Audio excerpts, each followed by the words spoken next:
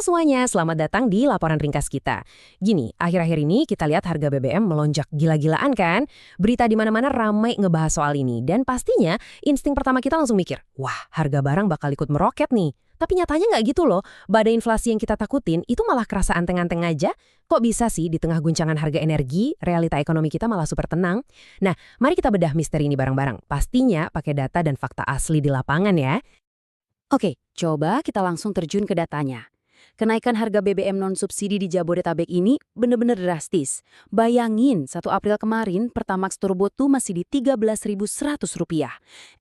Masuk pertengahan April udah terbang ke 19.400 dan tembus 19.900 di awal Mei. Terus yang paling bikin geleng-geleng kepala, Dex Lite. Dari 14.200 harganya lompat hampir 2 kali lipat jadi 26.000 per liter. Gile bener kan? Logikanya nih, lompatan sefantastis ini harusnya udah bikin krisis inflasi nasional. Tapi realitanya malah bikin kita kaget. Meskipun harga BBM non-subsidi tadi meroket tajam, data resmi dari BPS nunjukin fakta yang sangat bertolak belakang.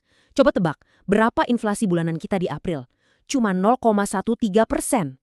Iya, sekecil itu. Kalau kita tarik data tahun berjalannya, itu cuma 1,06%. Dan inflasi tahunannya juga santai banget di 2,42%. Jadi, badai inflasi yang udah kita waspadai tadi, ternyata cuma riak air doang. Biar lebih kebayang seberapa kecil dampaknya, perhatiin angka ini, 0,02%. Angka sekecil ini tuh total andil komoditas bensin terhadap inflasi umum kita di bulan April. Bayangin aja, biarpun angka di pom bensin melambung, komoditas bensin itu sendiri cuma ngalamin inflasi 0,34% secara bulanan. Artinya apa? Bensin cuma nyumbang remah-remah yang sangat kecil buat kue inflasi nasional kita. Bener-bener nyaris nggak berasa. So, pertanyaan terbesarnya sekarang, kok bisa angka inflasi kita tetap terkendali? Gimana ceritanya komoditas strategis bahan bakar bisa naik nyaris 100% buat jenis tertentu, tapi dampaknya ke ekonomi umum nyaris nol? Enggak, ini bukan keajaiban atau BPS salah ketik kok. Jawabannya ada di satu konsep dasar ekonomi yang penting banget buat kita pahami bareng. Ini soal gimana sih sebenarnya negara ngitung beban hidup kita sehari-hari. Nah, kunci teka-teki ini namanya bobot inflasi.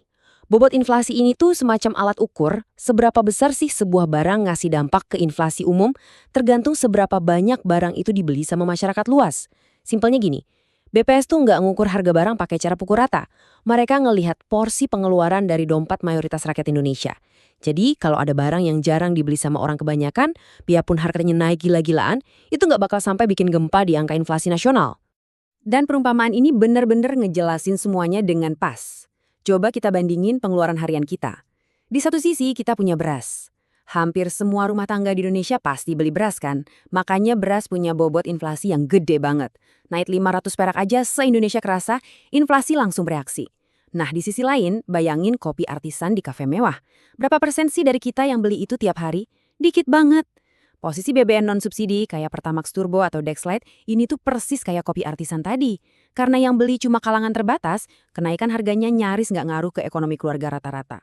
Hal ini juga diamini langsung loh sama Bapak Ateng Hartono, Deputi Bidang Statistik Distribusi dan Jasa di BPS.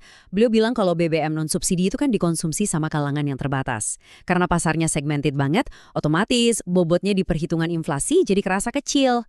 Jadi ya, dompet masyarakat umum atau uang belanja harian mayoritas keluarga di Indonesia pada dasarnya benar-benar aman terlindungi dari lonjakan harga BBM kelas atas ini. Tapi tunggu dulu, mari kita geser fokusnya dan lihat gimana efek ini numpuk di tempat lain. Emang sih, dompet harian kita aman dari kenaikan bensin mobil. Tapi ada bahan bakar lain yang diam-diam nyelinap dan bikin dompet publik menjerit. Yaitu aftur, alias bahan bakar pesawat. Dan inilah yang memicu efek domino tiket pesawat. Nah, di titik inilah masyarakat umum baru mulai ngerasain gigitannya. Coba kita runut ceritanya dari awal ya. Di triwulan pertama tahun 2026 kemarin, pemerintah sempat kasih stimulus ekonomi yang bikin deflasi tiket pesawat.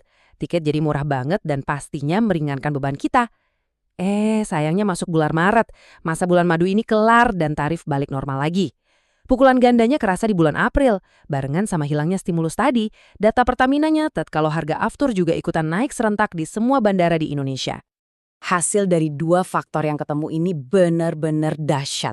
Kita ngelihat lonjakan inflasi bulanan sampai 15,24%.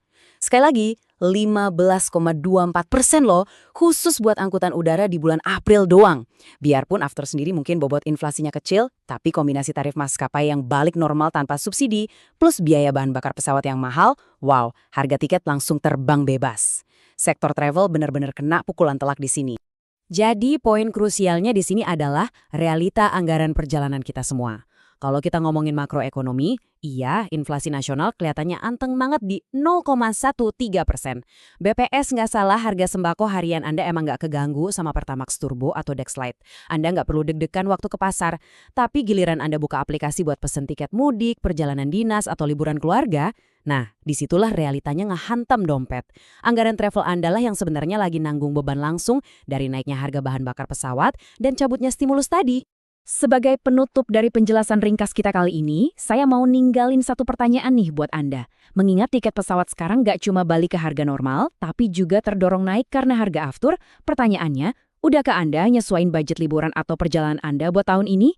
Karena pada akhirnya, paham data ekonomi itu bukan cuma soal tahu angka, tapi gimana kita bisa bikin keputusan finansial yang lebih pintar buat diri sendiri. Terima kasih banyak udah gabung bareng saya, terus pantau angka-angkanya, dan sampai jumpa di penjelasan kita berikutnya.